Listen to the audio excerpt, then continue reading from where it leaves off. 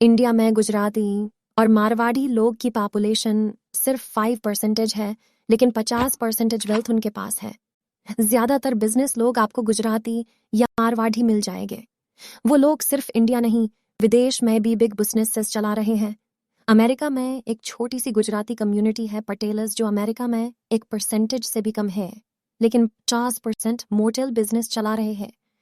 मजेदार बात यह है कि ज्यादातर लोगों को वहां की लैंग्वेज भी नहीं आती, तो फिर इनको ऐसा क्या आता है कि ए लोग जहां जहां विदेश में सेटल हुए हे वहां वहां सक्सेसफुल बिजनेस चला रहे हैं? जवाब है धंधो, यानी कि बिजनेस। लोगों से जब बिजनेस नहीं होता तो वह जॉब करते हैं, लेकिन गुजराती लोग उल्टा करते हैं, जब उनसे जॉब नहीं होता तो वह बिजनेस करते हैं। इसीलिए आपको आज मैं मोहनीश पबरे की बुक थे धंधों से गुजराती और मारवाड़ी लोग की बिजनेस सीक्रेट्स बताने वाली हूँ। 1972 से पहले पटेल युगांडा में व्यापार कर रहे थे, लेकिन युद्ध के दौरान उन्हें अमेरिका जाना पड़ा। अमेरिका उनके लिए बिल्कुल नया देश था, उन्हें अंग्रेजी भी नहीं आती थी, इसलिए उनके लिए व्हाइट कॉलर जॉब्स पाना बहुत कठिन था। इसलिए पटेल ने मोटल बिजनेस को देखा, क्योंकि युद्ध के कारण मोटल बिजनेस घाटे में चल रहा था। इसलिए पटेल ने सोचा कि नॉर्मल सिचुएशन होने के बाद लोग बाहर निकलना शुरू कर देंगे।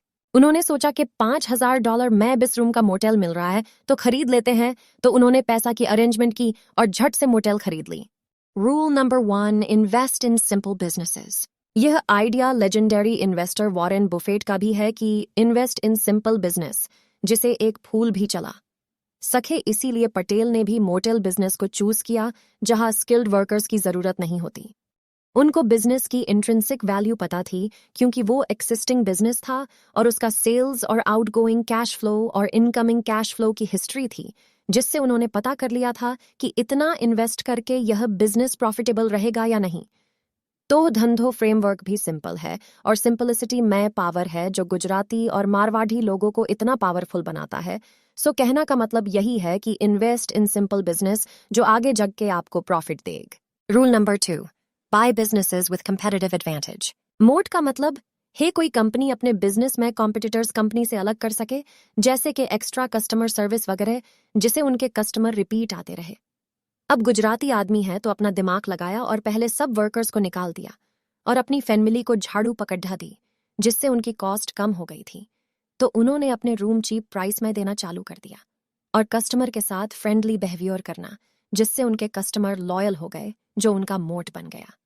Rule number 3, fixed edge on arbitrage. Arbitrage का मतलब है किसी जिस को कम प्राइस में खरीद लेना और ज्यादा पैसे में बेच देना और प्रॉफिट रख लेना।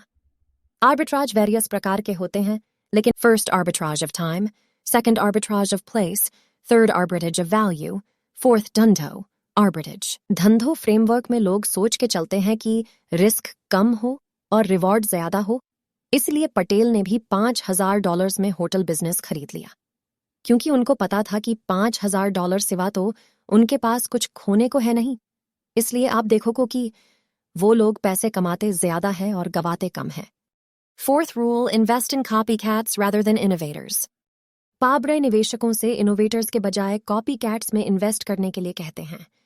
इनोवेटर्स को नई चीजें खोजने में अपना समय, प्रयास और पैसा खर्च करना पड़ता है, लेकिन कॉपीकैट्स को बहुत कम प्रयास और पैसे लगता है। तो बाकी गुजराती भी अमेरिका आए और आइडिया कॉपी कर लिया, क्योंकि वैसे भी गुजराती आदमी को इनोवेशन समझ नहीं आती, उनको एक चीज समझ आती है, वो है profit. Rule number 5, invest in low risk high uncertainty business. Patel हो या मित्तल, सब लोग लो रिस्क बिजनेस में ही इन्वेस्ट करते हैं, यानी कि जिस बिजनेस का रेट ऑफ चेंज स्लो होता है उन्हीं में इन्वेस्ट करते हैं। तो पटेल ने बिजनेस चूज किया जिसका रेट ऑफ चेंज अगले कुछ सालों तक नहीं चेंज होगा, तो रिस्क कहाँ है।